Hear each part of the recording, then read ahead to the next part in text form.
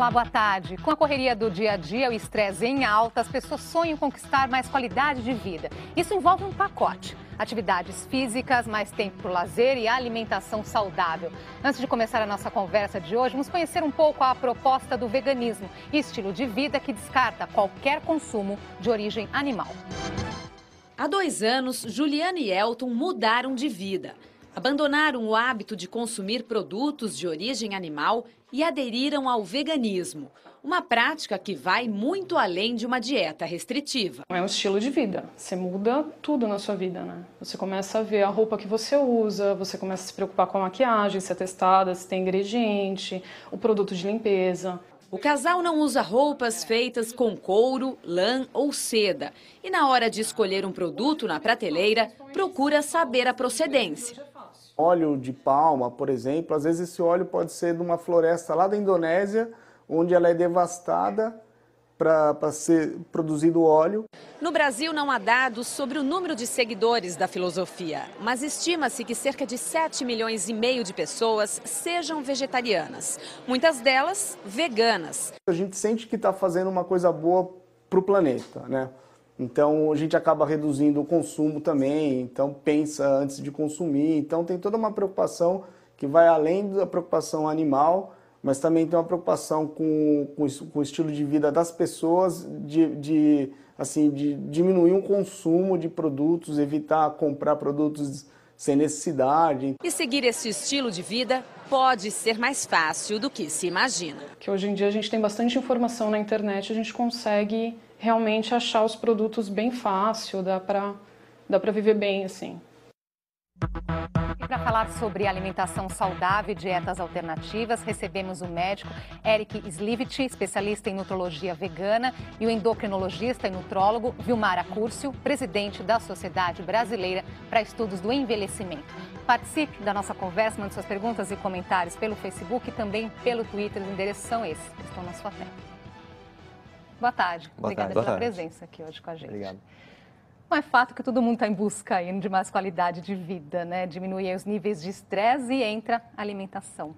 Alimentação saudável. O que isso significa?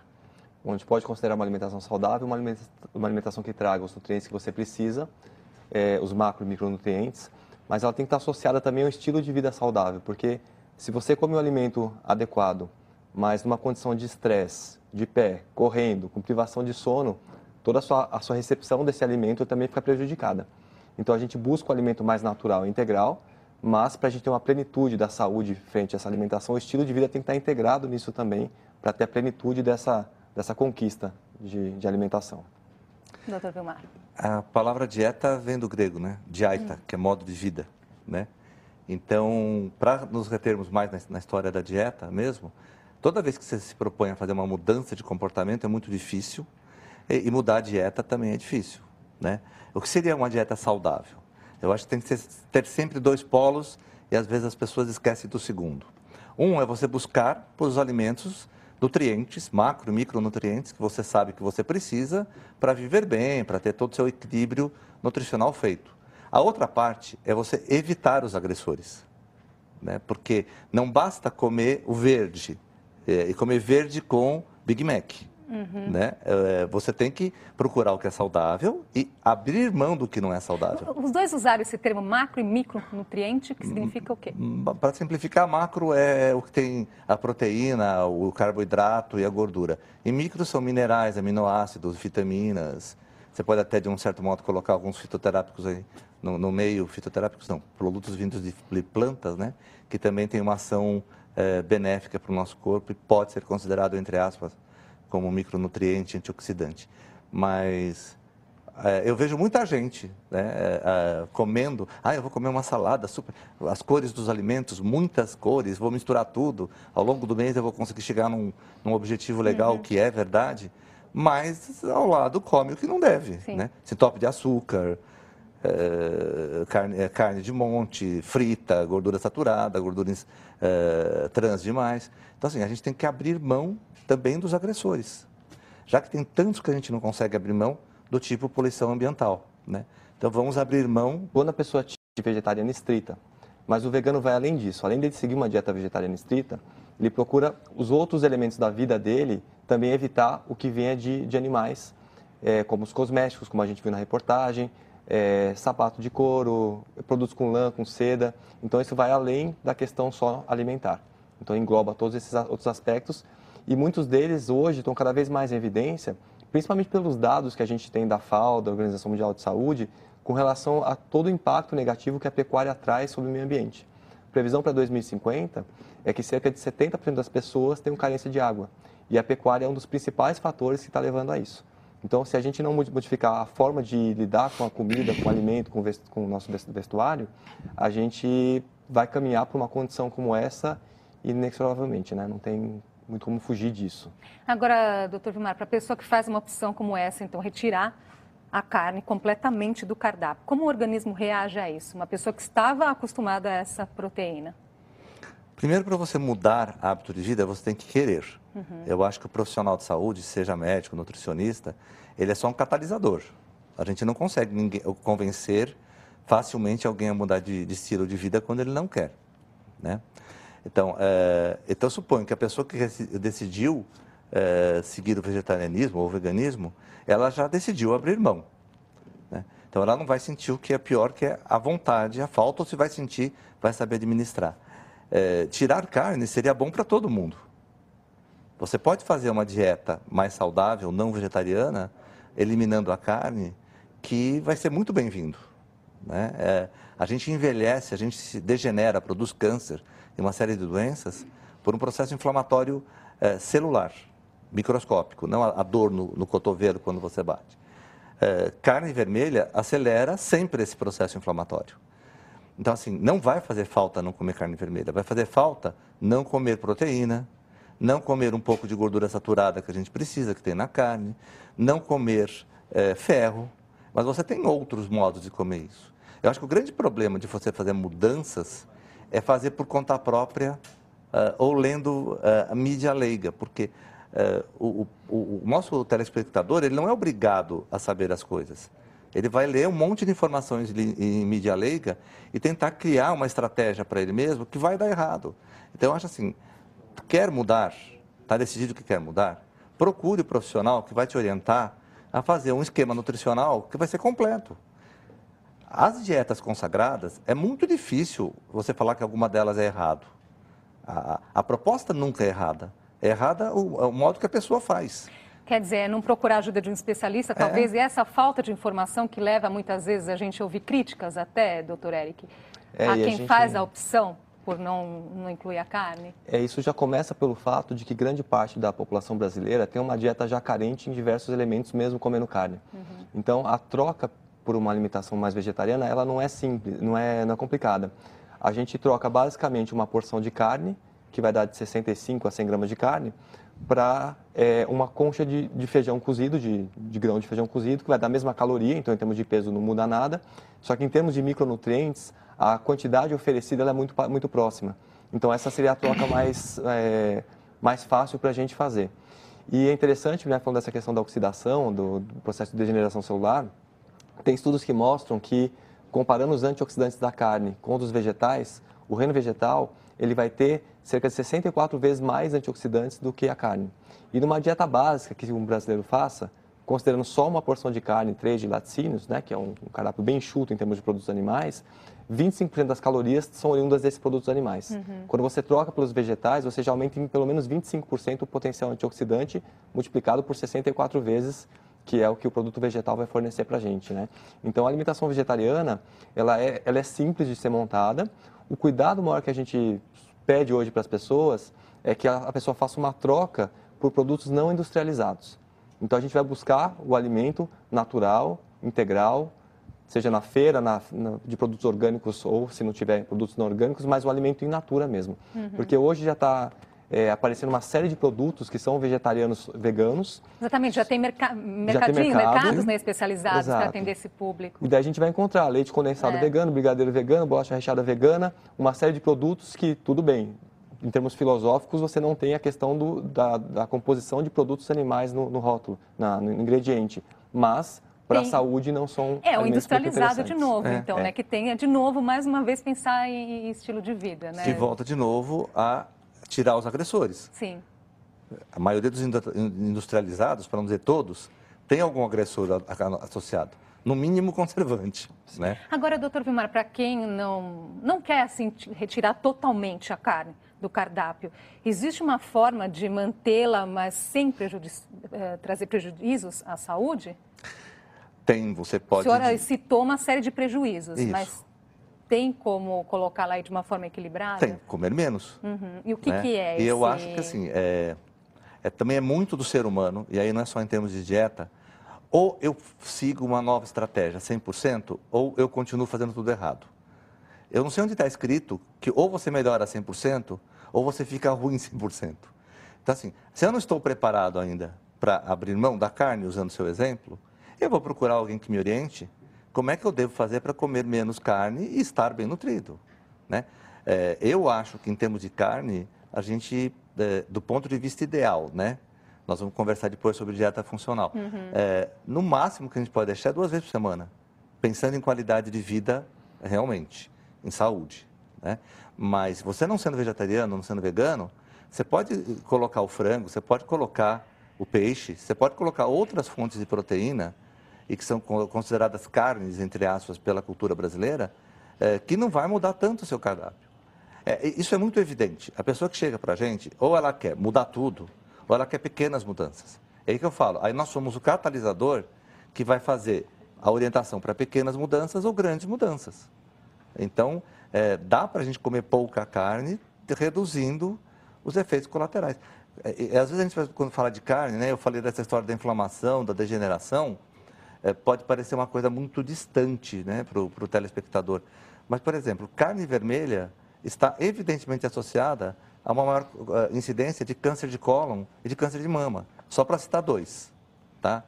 Então, não é assim implicância, né? Tem uma série de coisas que a gente come que facilitam com que a gente tenha as doenças degenerativas. Uma delas é carne, e que é o ícone principal na comparação do vegetarianismo com a dieta solta do brasileiro. Sim. Não é bem assim, tem meio termo.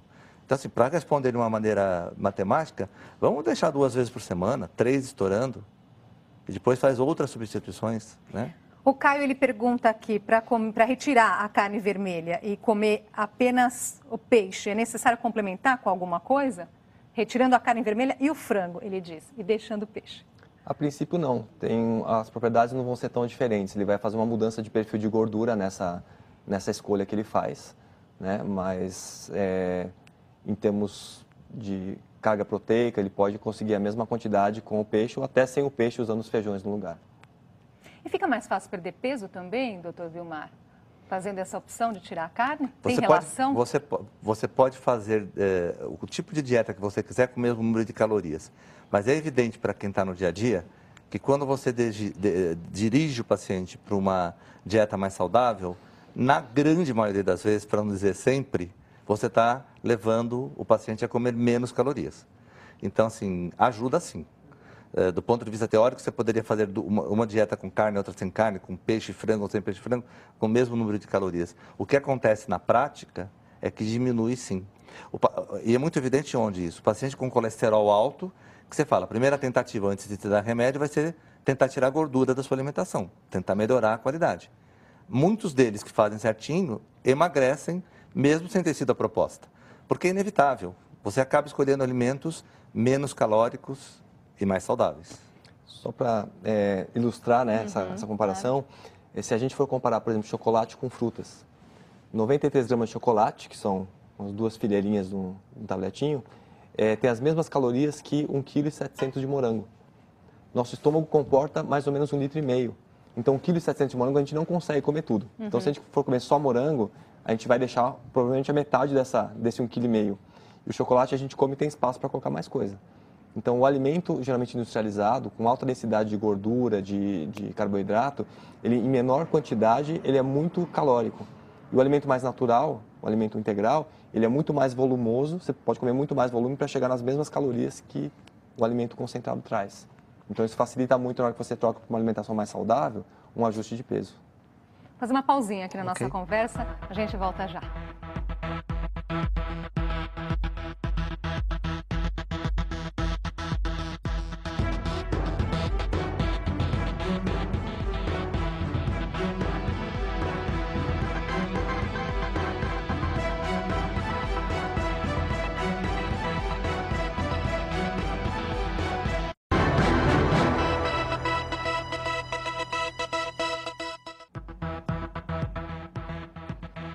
Já estamos de volta com o JC Debate. Hoje conversamos sobre alimentação saudável e dietas alternativas. Com a gente, o médico Eric Slivit, especialista em nutrologia vegana, e o endocrinologista e nutrólogo Vilmar Acúrcio. Continue participando com as suas perguntas e comentários pelo Facebook e também pelo Twitter. Toda hora surge um alimento que promete fazer milagres pela nossa saúde. São os chamados superalimentos. Mas será que eles sozinhos funcionam? Na incansável busca pela alimentação saudável, os superalimentos despontam. Castanha do Pará, castanha de caju, quinoa. Assa, faço uso também de castanhas. Os superalimentos têm preços salgados. O quilo da goji berry custa quase R$90. Há quem diga que vale a pena. Não só a parte física, né, de emagrecer, tudo, mas também a saúde. Mais vontade, mais disposição. Os chamados superalimentos são produtos ricos em nutrientes e que prometem combater algum problema. A chia, por exemplo, é vendida como uma potente aliada na prevenção de doenças do coração e da diabetes. Mas cada vez mais especialistas têm discordado das pesquisas que comprovam o poder desses alimentos. Os estudos com esses compostos dos alimentos ditos superalimentos normalmente são feitos em ratos, né, e não em seres humanos.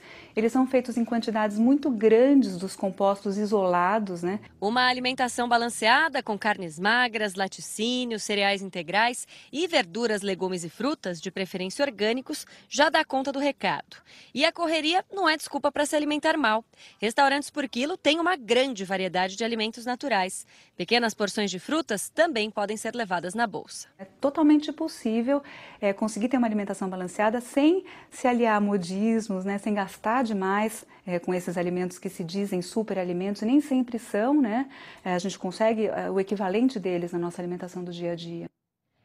Pois é, esses superalimentos aí, né, que estão tão na moda, doutor Vilmar, o quanto eles cumprem o que prometem? São chamados também de funcionais. Isso. Superalimento é um conceito que não existe, né? Mas alimentos funcionais, sim. O alimento funcional é um alimento que ele tem que, além de dar os nutrientes que você espera dele, né? Ele tem que entrar no seu metabolismo, no seu organismo, te auxiliando ou em funções fisiológicas ou te ajudando a se defender de algumas doenças, ou os dois. Né? É uma definição até da Anvisa, né? A Anvisa, para ela considerar um alimento funcional, ele tem que ser, ele tem que ter essas duas situações, né? Esses que são de moda, né? Eu gostei muito da palavra modismo, que a pessoa entrevistada falou, porque assim, eu acho o bom do modismo é que vai informando as pessoas que existe mais uma opção no mercado, né? Mas a sua pergunta inicial foi se eles cumprem uma função por si só. Não, né? Nunca, né?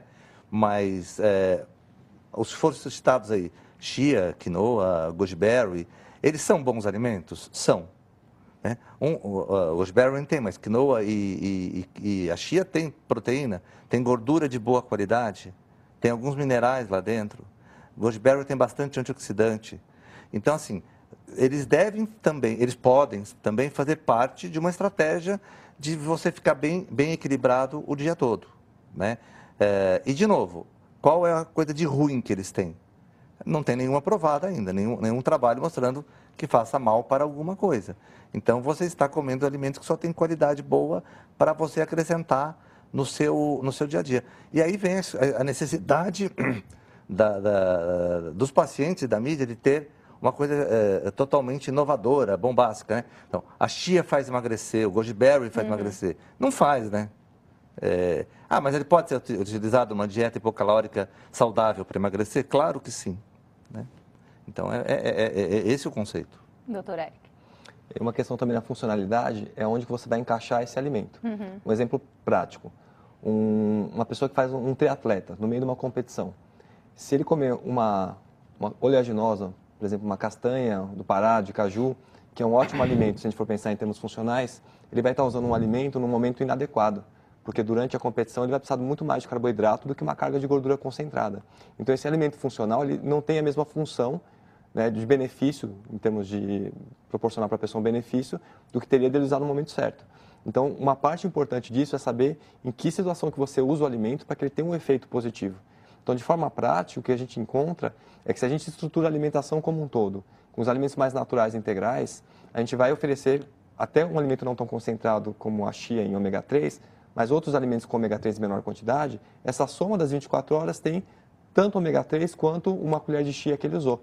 Então, essa junção de alimentos no dia a dia é o que vai dar muito mais efeito. E buscar, claro, dentro de uma avaliação metabólica, o que o seu corpo precisa mais para saber que alimento direcionar mais se você precisar usar um alimento mais específico. Né? Pois é, aí que eu queria chegar, além de saber usar no momento certo, depende também de pessoa para pessoa. Não é? Porque o que funciona para mim pode não funcionar para você, que às vezes a pessoa receita, compra lá o alimento tal que foi ótimo para mim, né? Me ajudou no meu intestino, ajudou a emagrecer, ou sei lá, e de repente não tem o mesmo efeito para a pessoa. É possível dar um exemplo de por que isso acontece? Que para a pessoa dá um resultado muito bom e para outra não faz nada, né? Nós temos que adaptar as opções também ao gosto da pessoa. Você aguenta comer uma coisa que você não gosta 2, 3 dias. O resto da vida não dá. Pode ser um exemplo muito simples. Você comer couve, aquela coisa simples. Eu bato a couve em um pedacinho, faço dela um tipo de um suco, congelo e como um cubinho dessa couve de manhã todo dia. Isso é muito bom em termos de melhorar a minha flora intestinal, em termos de me dar cálcio, por exemplo, em termos de me dar uma série de coisas. E se eu tenho uma pessoa que sou sensível e tenho diarreia quando eu como couve? A couve não pode ser uma opção para mim. Né? Porque, mas ela não tem as coisas boas? Tem, mas ela também tem um efeito laxativo, que para você que já tem um intestino ótimo, não vai ser bom. Sim. Então o que faço? Você vai ter que pedir outra opção. E a gente tem que lembrar também que as pessoas têm doenças, né? Então elas podem ter necessidades maiores de certos nutrientes e podem ter que evitar outros, né? Vou tentar, assim, espremer o tempo, né? Que está acabando, tem mais perguntas chegando. A Márcia Mendes, ela pede para vocês comentarem o uso da soja na alimentação, que ela diz assim, tão controverso, doutor Eric.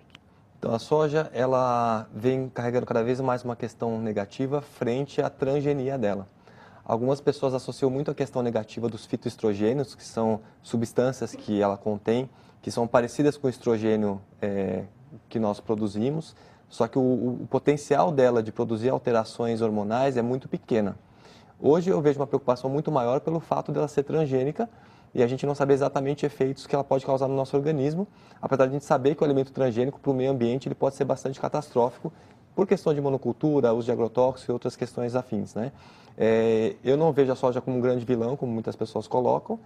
E o que acontece é que se você usa a soja em grande quantidade na dieta, quer dizer que você reduziu outros alimentos importantes na dieta também. Então, se você puder usar em menor quantidade, você automaticamente vai estar fazendo uso de alimentos mais variados e tendo um benefício maior para a saúde nesse contexto. E por falar nisso, como vocês receberam essa notícia de que os transgênicos, então, não fazem mal à saúde, que foi dada por pesquisadores norte-americanos? Então, eu não tive tempo de ver o que realmente a agência que soltou essa notícia diz, né? Mas eu tenho certeza que ela não generalizou do modo que saiu na imprensa. Ela deve ter se referido a alguns estudos com alguns transgênicos, né? E provavelmente ela deve ter informado que, até o momento, pelos estudos feitos, com transgênico da soja feito de tal modo, transgênico da soja feito de outro modo, a gente não tem comprovação de que eles façam mal para a saúde. É preciso ainda, então, mais estudos para chegar a uma conclusão mais certa. Sempre precisa de mais estudo. Toda a ciência biológica é de verdade transitória, né? A Larissa Baroni, ela pergunta dessa questão, vocês comentaram do índice de câncer provocado pelo consumo de carne vermelha. Ela pede para relacionar, então, com a ingestão de agrotóxicos que consumimos nos vegetais, legumes, verduras, cereais, etc. A carne vermelha ainda é mais perigosa em relação aos agrotóxicos? A gente tem um parecer da OMS que saiu no ano passado, avaliando 800 estudos mostrando que a carne processada é nível 1 de evidência com relação ao câncer, ou seja, o mesmo grau de evidência que o cigarro provoca câncer, a carne processada também. O que acontece com os agrotóxicos é que a gente tem estudos mostrando que aumenta bastante alguns tipos de câncer, como o linfoma, por exemplo, e a gente associa geralmente o agrotóxico à planta, né? Mas o que acontece? Quando você faz uma monocultura, você cria milho, produz milho, soja, você faz ração, quando você oferece para um frango, por exemplo, ele está consumindo esse agrotóxico concentrado. E grande parte dos agrotóxicos tem uma característica de serem lipossolúveis, ou seja, se dissolvem em gordura. Então, isso fica impregnado no tecido adiposo do animal e quando o ser humano come, ele está comendo o agrotóxico concentrado que vem desse produto. No Brasil, grande parte do gado é criado solto, então não tem tanto essa questão da ração. Mas fora do Brasil, isso já é bem comum, né, do confinamento, e a carne bovina também está impregnada de agrotóxico. Então, isso existe, né? Tempo acabando, palavrinha final, então, sobre como incluir aí uma alimentação saudável em busca de mais qualidade de vida. Recado final, doutor Vilmar. Eu acho que eu já dei o recado final, né? Tem que procurar ajuda, tem que procurar orientação, né? E a gente tem que colocar isso como um objetivo de vida, na minha opinião, para todo mundo. E, de novo, se não der para fazer 100%, faça menos. Mas a medicina está deixando as pessoas viverem mais. Mesmo com pessoas mais pobres, de lugares mais longínquos, estão vivendo mais. A gente tem que investir muito em qualidade de vida. Doutor Eric. Mudar todos os hábitos de uma vez só é difícil, né? Então, o que eu sugiro é que a pessoa busque 3 hábitos que ela vê que ela tem possibilidade de transformar, para que ela não tenha que fazer mais dieta em nenhum momento da vida. Ela mudar aquele hábito para que ela possa seguir aquele tipo de alimentação para a vida inteira. Então, buscar o alimento mais natural e integral, evitar tudo que for processado, industrializado e associar um estilo de vida onde ela possa dormir, que cada vez as pessoas dormem menos. Sim. Isso atrapalha todo o metabolismo, né? A atividade física e uma relação melhor com as pessoas e com os animais e com o planeta, né? Obrigada, então, pela participação Prazer. de vocês aqui hoje, todas essas informações, e até a próxima. Até a próxima. Até. E o JC Debate fica por aqui. Obrigada pela companhia. Uma ótima tarde para você.